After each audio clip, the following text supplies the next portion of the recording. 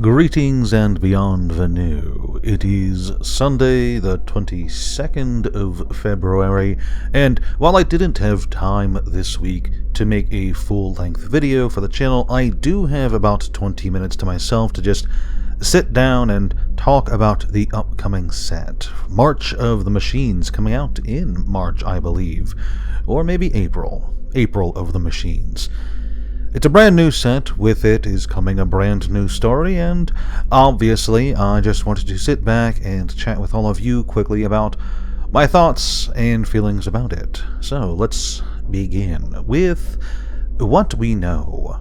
Now, before the story of this set even drops, we know a few things in advance. Firstly, many planeswalkers have been completed: Jace, Vraska, Nissa, and a few others. Phyrexia is invading many planes, including some that we have not seen properly in well over a decade. Mercadia and Lorwyn come to mind, for instance. We know that this set will have 18 stories. 10 of them will be the main story, and 8 will be episodic side stories, from what I understand. A final thing we know is Phyrexia. We know that Phyrexia losing is a foregone conclusion. We're heading to Ixalan and Eldraine later this year, which means obviously they have not fallen to Phyrexia, and if the plane that just has some dinosaurs and vampire conquistadors managed to rebuff new Phyrexia, I'm willing to bet most other worlds did as well, and that most other worlds are safe. In the lead-up to War of the Spark, the outcome was not certain. We didn't know for sure whether or not whatever Bolas had planned for Ravnica could succeed or not. In fact, up until the actual release of the story, we didn't know what his exact plan was. We didn't know that he was there to kill a bunch of planeswalkers for their sparks. In theory, it could have been anything. So, going into War of the Spark, we, the viewers, didn't know that, hey, he was definitely going to fail. That is not the case here. Phyrexia's defeat is basically a foregone conclusion. We just have to wait and see how exactly it happens. Now, obviously, I cannot predict what will actually happen in the story. I sure as hell couldn't have predicted half of the events to go down since War of the Spark, and personally I think that some of the things we've seen are just not probable in the lore, such as Omnath being completed somehow. So I'm not going to sit here and start up a guessing game about what I think could or could not happen in the story. Instead, I just want to relax and talk for a bit about what I hope happens in this story, and what I hope doesn't. Let's start this off with my hopes, primarily. As always, I hope I really do hope that the story will be good. We're getting 18 stories for this set, which is way more than usual, almost double, in fact. And I do hope that at least most of them will be good. You know, the Gatewatch saga, the lead-up to War of the Spark, it started with Battle for Zendikar and went on for a few years, 4 years, I think. The Gatewatch saga was comprised of mostly enjoyable stories. Even if they did occasionally leave something to be desired, they were still good. They were still enjoyable stories. The finale of that arc, War of the Spark itself, was an absolutely awful story on almost every level, with its direct sequel somehow being worse. Now, the post-War of the Spark era has had its ups and downs as well, but for the most part it's been pretty bad. Now, in a fair and just world, this would mean March of the Machines is actually going to be pretty good. Maybe, just maybe, this is the story that gets all of WotC's love and attention. A big, old, amazing send-off to the story they've had published so far. A treat for the Vorthos and the casual viewers alike. I'm not going to get my hopes up too high, but I do genuinely hope that that's what we get, and a fantastic ending to the Phyrexian era.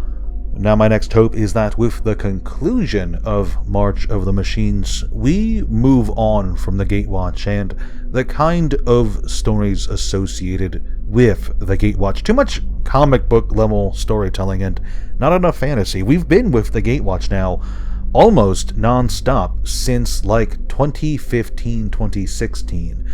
And I feel like that's a lot longer than we've followed any other group in Magic's story. And for me, personally, I feel like they've worn out their welcome. I'm very ready to move on and get some new faces at the forefront of Magic's story. Which leads into my next hope, my next big hope. And really, this is a big hope for me. Like, I sincerely want this from the bottom of my heart, and I would be positively ecstatic if this occurred. My biggest hope is that in the aftermath of March of the Machines, there's a time skip. Like, after Time Spiral, we got a 60-year time skip leading up to the current story, so I hope we get something like that. We need a new cast of characters and a new multiverse to explore. Yes, I do know that we're returning to Ixalan and Throne of the Eldraine later this year, but after that, who knows? Maybe new planes are on the horizon, and we'll have new characters going alongside us to explore them. Now, to go alongside that, Wizards of the Coast promises a shakeup to the multiverse. They're saying that March of the Machines will change it. And I hope it's something substantial, something that will really affect how the story is told going forward. There's a bunch of theories online. The four that I'm most interested in seeing come true are all worlds somehow permanently being disconnected, which we already kind of have that, and we have had that for the majority of Magic's story, so just having that come back would just be a return to status quo. The inverse of that is that perhaps thanks to the invasion tree that Phyrexia is using, all planes are joined in some way. Maybe all of them have portals going between them. A third theory is that the planes aren't disconnected, but planeswalkers don't exist anymore. Planeswalkers are just removed from the universe. Somehow. At the end of the Time Spiral story, planeswalkers received a massive downshift in power. They went from being godlike beings to just being wizards who could step between worlds. In theory, this could be the next step. Instead of just depowering them, they're just removed from the story, either temporarily for the next few years, or permanently.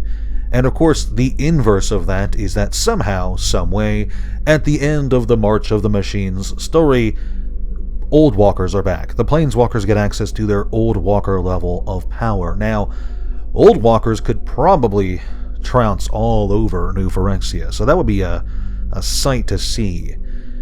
Now, my next and final hope is that New Phyrexia is dealt with permanently, unlike with Nicol Bolas.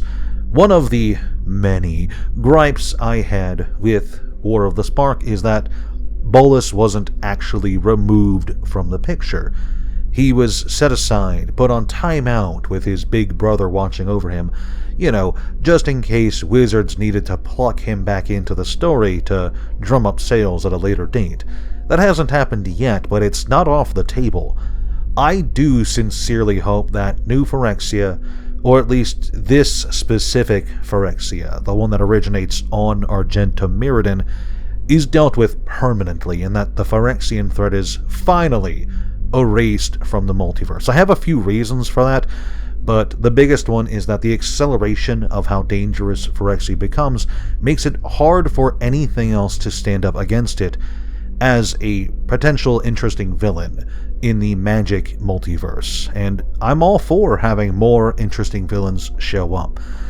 And New Phyrexia's threat level kind of prevents anything else from standing out. Erasing them would just go one step further to improving the multiverse as a fictional setting, in my opinion. But that's just my opinion, of course. Now, with my hopes out of the way, let's get into my fears. I am really worried that these 18 stories will embody WotC's policy of quantity over quality. Maybe they'll somehow be worse than what we've gotten on Dominaria or All Will Be One. Yeah, there's going to be 18 stories, but maybe they're just like really short or have really awful writing behind them. Maybe the events that take place within the stories are just unbelievable or just depressingly bad. I can't say for sure, but every single time I've gotten my hopes up or even gotten my hopes down, the plot has somehow managed to let me down, and I'm kind of worried that this will be no different, and that somehow, someway, March of the Machines will have a story that once again manages to underperform my very, very low expectations. One thing I'm hoping we really don't get, and I'm sure that the stories will have plenty of pieces I don't like, paragraphs or passages or just one-off lines. But one thing I'm hoping we really don't get is this big, stupid portals scene. You know what I'm talking about. Marvel did it in Avengers Endgame, and WotC, they really, really want to emulate Marvel's success. I can almost guarantee it will happen, though, with a bunch of big portals popping in and all kinds of characters popping out. A bunch of one-off, one-note characters, too, They suddenly pop in, they all get a sentence or two acknowledging their existence, and they all join together to make one last charge against Phyrexia in the climactic battle. I'm really hoping we don't get that, but I'm almost willing to put money on it that we will. Now, my big worry towards the story itself is the exact inverse of my big hope for the story, and that is, I'm worried that there's going to be a total reset, or perhaps a return to the status quo. The Phyrexian planeswalkers are cured, and everything goes back to normal. Now, obviously I'm not happy with how the walkers got completed, but that does not mean I want a magic snap to fix everything, nor do I want the story to effectively reset to zero. I don't want time travel to somehow undo all the tension of the story, nor do I want everything to just be magically okay and for everyone to walk into the sunset into some new adventures. I'm really, really worried that the Gatewatch saga will continue after this somehow. This is honestly, seriously, it's a big fear of mine. At this point, we've been with the Gatewatch saga for what? This will be the second grand finale we've gotten with this cast of characters, and, like I said before, I'm really, really ready to move on, get some new faces in the spotlight, get some new actual fantasy adventures once again. That really feels like it can't happen with the Gatewatch. They feel too stuck in a comic book way of telling stories. So I really am, I don't have a lot of fears. Let's see, it's, obviously I'm worried that the stories will be bad. I'm worried that there'll be a portals scene, and I'm worried that everything will just continue on as normal. But that's really it, I have a lot of high hopes for this set. WotC is laying down a lot of promises, and while my expectations will continue to be low, and I do have some worries, I'm going to, as always, go into this set with an open mind and hope sincerely that it is an enjoyable experience for at least most of the time, With that out of the way, what do you guys think? What are your hopes or fears for the set? What are your expectations? And what do you predict exactly will happen? I look forward to reading your comments below. Thank you guys so very much for watching, and I will see you in the next video. I forgot how to close this.